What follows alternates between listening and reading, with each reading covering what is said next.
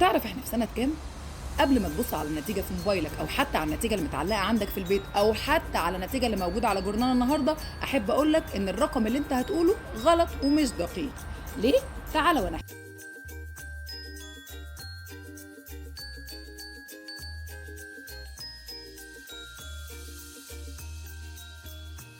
لك.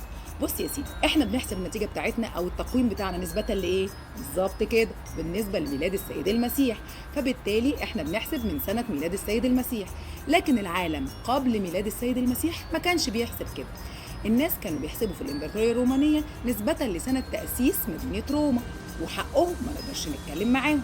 المهم، بعد ميلاد السيد المسيح وبعد سنوات الاضطهاد وبعد الاعتراف بالديانة المسيحية ديانة رسمية للإمبراطورية الرومانية، وفي سنة 532 بعد ميلاد السيد المسيح يظهر راهب اسمه ديونيسيوس أكسيوس، والراجل ده يقول يا جماعة ما يصحش ان احنا نحسب على تأسيس مدينة روما بتاعة الوثنيين، احنا لازم نحسب حساباتنا نسبة لحدث اهم من كده بكتير، وهو ميلاد السيد المسيح.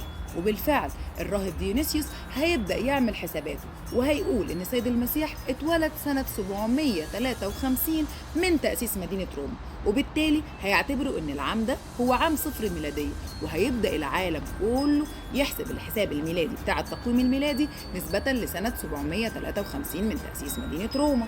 لكن بقى أحب أفاجئك وأقول لك إن التاريخ ده كان فيه خطأ كبير.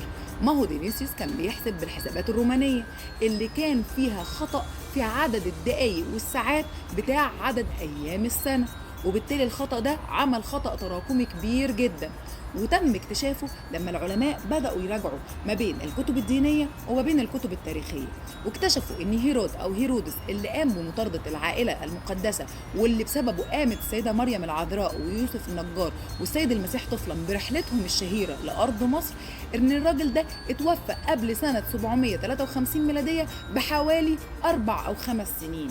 يعني معنى الكلام ده ان السيد المسيح اتولد سنة 5 قبل الميلاد.